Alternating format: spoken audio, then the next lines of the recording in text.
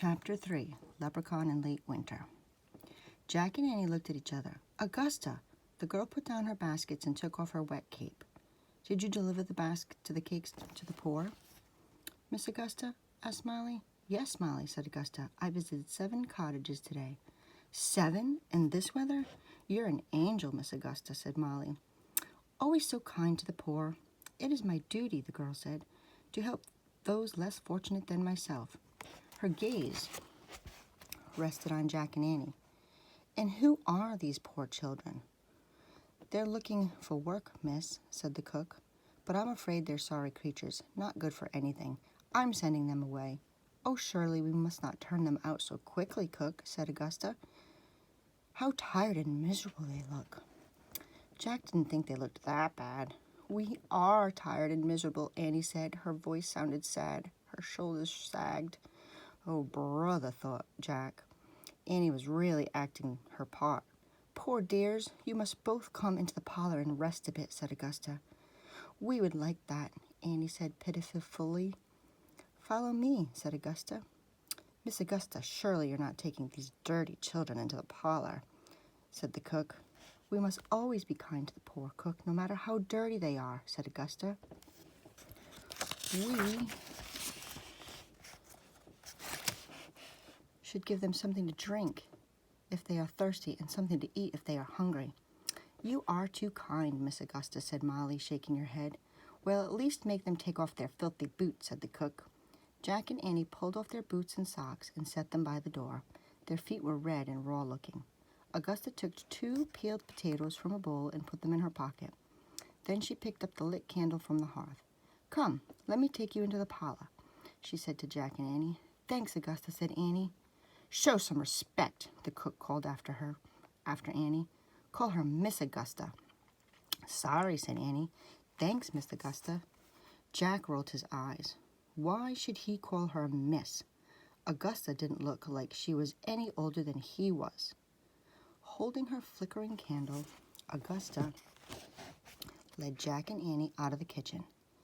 The wooden floor creaked as they walked barefoot through the narrow hallway.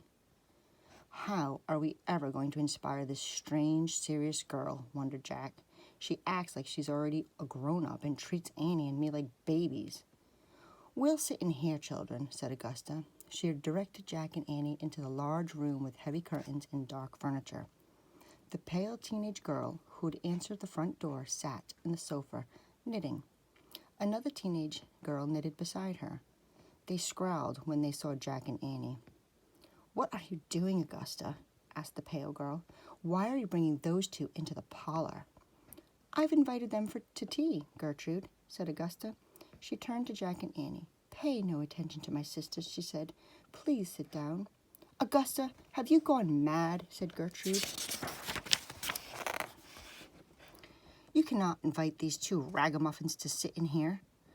Mother will be furious, said Augusta's other sister. They're filthy. They're not even wearing shoes. Jack looked down at his muddy clothes and cold red feet. Cook made them remove their muddy shoes in the kitchen, Eliza, Augusta said. I only wish I had nice dry shoes to give them. Sit down, children, she said to Jack and Annie. Jack and Annie slowly sat down. You're going to get into trouble, Augusta, said Gertrude. Mother will never approve, said Eliza. Both sisters shook their head as if they went back to their knitting. Augusta ignored her sisters and walked to a silver teapot on a sideboard. Would you like some hot tea, my poor dears? She asked Jack and Annie. Yes, Miss Augusta, said Annie. Jack nodded. Hot tea sounded good. He still felt chilled from the cold wind and rain. There was a fireplace in the dreary parlor, but no fire was lit. Everything in the room seemed dark and gloomy, except for a few books on the table. As Augusta poured the tea into the fancy china cups, Jack leaned closer to get a look at the books. One was titled The Plays of William Shakespeare. Another was called The Tales of King Arthur. Jack smiled to himself. Seeing those book titles made him feel a little more comfortable. Augusta carried the cups of tea to Jack and Annie. Then she pulled the potatoes out of her pocket and gave one to each of them. Thank you, Miss Augusta, said Annie. Jack took a sip of tea, but it was so bitter and hot to drink. He took a bite of his cold potato, but it was too hard to chew. So, Miss Augusta, what do you like to do around here? Annie asked. What inspires you? Augusta looked puzzled. I do not know what you mean, she said. What about reading books? Said Jack. Have you read those books? He pointed to the tales of the King Arthur and the plays of William Shakespeare. Those books belong to my brothers, said Augusta. The time has not come for Augusta to read such books, said her sister Gertrude. Not until she is older, said her sister Eliza. Why? Asked Jack. Mother says the tales of King Arthur and the plays of Shakespeare are not for young ladies, said Augusta. Really? Said Jack. Yes, but I'm afraid I sometimes peek at my brother's books, Augusta said to Jack and Annie in a low voice. I love stories. I remember every story I read to her. I love stories too, said Annie, and I love books. The two older sisters smiled. Keep striving, my dear, said Eliza. Perhaps one day you will learn to read. I already know how to read, said Annie. Jack and I read lots of books. She pointed to the books on the table. In fact, we know tons about King Arthur, and we go see plays by Shakespeare with our parents.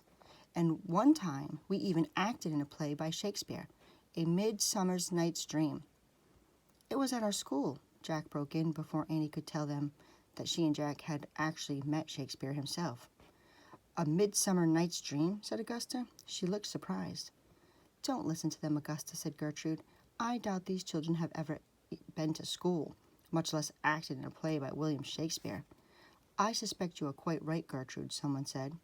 A tall woman was standing in the doorway of the parlor.